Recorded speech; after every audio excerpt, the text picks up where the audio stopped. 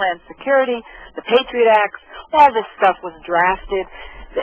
Anybody who believes that these treasonous, this is high treason, Keith, these treasonous things just like, you know, came into being because of 911, anybody that believes that is an idiot. And I'm sorry to have to say it, but that person is an idiot. This stuff is long, deep, you know, plots and conspiracies that was leading up to the 911 so that they could clamp down the New World Order and the police state. And I just want to say this ironically. I was living in Jersey when that happened, and I was driving on Route 80. I think you kind of know the lay of the land there, Interstate 80, and at a portion where we're looking right at the trade towers. I mean, when you live in Jersey in Bergen County, everywhere you go, the towers are over your shoulder with the right across the river, right? Sure. Yeah. So I'm watching the towers smoking from the top, and I'm going, gee, somebody finally flew a plane into it, but it was the bombing. But what was interesting was, and I have it up on my website, the New York Times, I mean, wrote stories about this whole operation that was going on with this cell in Jersey City, and basically the FBI admitted in the New York Times that they let the thing go. Yeah. And I'm going, why didn't I pay attention? Here you go again. 93, well, I'm not thinking. I should say, Keith, that I am far from an expert on the 911. I haven't, you know, I probably know more about it than most people, but in terms of all the details and the investigations, I have not personally done that, so I'm not really equipped to go into detail. Oh, no, but remember, this is the bombing in 93 that you brought up. Yes. That's where the Times, and like I said, on my website are the 3 articles that I can't believe I and so many New Yorkers and Jerseyites read, and it didn't faze us that the Bureau was in on it and let it go. Yeah, I understand, because you were not prepared. You were not prepared to process that kind of information. No. You didn't have a format in which to fit that kind of information. No. And that's the truth, Keith, as far as to why most people don't know, because they've been indoctrinated. And it's a society-wide indoctrination. They've been indoctrinated into a lot of false ideas and a false belief in a system that has in fact run amok. There's corruption more often than not in every government agency that I've ever known about. Now, you had said you kind of knew what was going on early on. Oh yeah.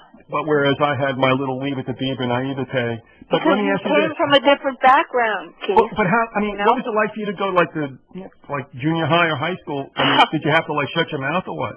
Well, it was pretty horrible, actually, because I was really being controlled. You know, in other words, I was being controlled by these people. The mind control things had started when I was only a child. I mean, my training started when I was 3 years old, Keith. I mean, my father was involved in all this intelligence stuff and everything, and you know, I got military drills at the age of 3. I was taught to read and write at the age of 3. I was taught to memorize maps of the United States at the age of 3, starting where I had to put puzzles together and know the capitals of every state. I mean, it's pretty unbelievable. But if you look at a genuine survivor of, for instance, MKUltra, you'll probably hear similar stories. Yeah, in fact, we've had, well, I have no idea what your take is on this, but there have been some people on who go by, well, Kathleen Sullivan was one of them. Yes, I know Kathleen. I haven't spoken to her in many years, but I do know her. All right, and Maury, who had written the book Reflections in the Night.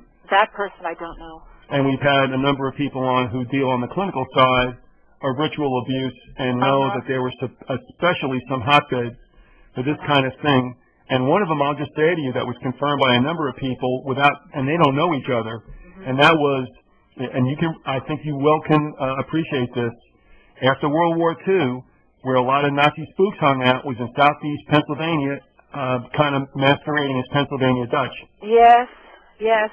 Well, you know something, Keith, I can tell you there's a couple of people that were involved from the beginning with this Nazi MKUltra stuff, and I mean, there was one person who I'm sure you've heard of, is Sidney Gottlieb, Yep. the Nazi war criminal. Right. Sidney Gottlieb was one of my handlers. So, yeah, I mean, and look at the reputation he got. I'm not talking about in the alternative media, but I have books right on here on my shelf written by supposedly exposés by ex-CIA agents, and I'm reading these books laughing. I mean, they're talking about as if this guy is some kind of a hero, you know? It's unbelievable. Well, going back to what we had first started out with, unless you want to fill in some gaps, but going back to the alternative/patriot cult, whatever you want. Oh, yeah, okay. I guess I lost sight of that. No, I'm the one that did that. That's fine. I just wanted to bring us back because, you know. Sure. Okay, well, you know, let me start out, Keith, by talking about COINTELPRO. And probably your listeners have heard of COINTELPRO. I don't think it was very widely known about up until maybe 5-6 years ago. At least I didn't see anything much out there in the media, alternative or otherwise, about it. I'm talking about what people might have been aware of, okay? But the COINTELPRO, it stands for Counterintelligence Program. And it was initiated in 1956 by J. Edgar Hoover of the FBI. And basically, you know what they did, COINTELPRO, and it's still going on today. It's not the official quote COINTELPRO, but it's the same type operation. CIA had another operation very similar, Operation Chaos. It's basically, the purpose is to infiltrate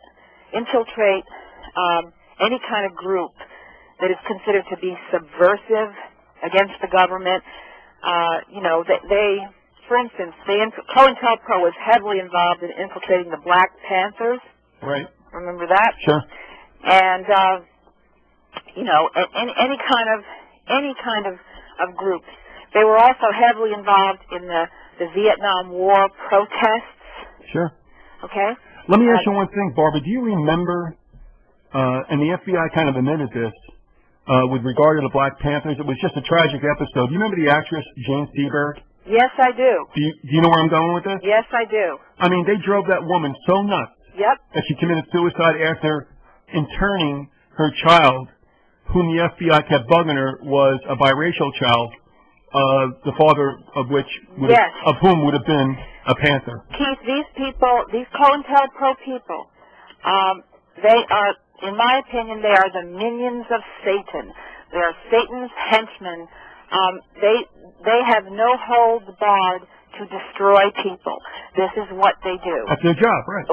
That's their job. When they pick a target, and I'm one of the targets, and I have been for many years, so I have a very intimate knowledge of this type of operation. I should also bring up, I have a friend, a very good friend. In fact, he's my best friend. His name is Gerald Sosby. He's an ex-FBI agent, and he's an attorney, a Vietnam veteran, and he's also a whistleblower like me. He has been through hell, absolute hell, with what they've done to him and are still doing to him. And guess what his crime was, Keith? His crime. Well, he must have told the truth about something. Well, I'll tell you what his crime was. Okay. He was honest. He had integrity. He defended the constitutional rights of both suspects and agents in the FBI. He took his oath to defend the Constitution seriously. He was a straight arrow. He told the truth. He did the right thing. What they did to this person, I've written some articles on that, and it's on and he has some articles that I've published also on my website. Give the URL out again, Barbara, if you would. Sure. It's Barbara Hartwell, all one word, .blogspot.com. And the name of the website is Barbara Hartwell versus CIA. But anyway, I do have an article on there, one specifically. It's called Targeted for Terror, Ex-FBI Agent's Gruesome Ordeal. What they put this man through, it's unbelievable, truly unbelievable.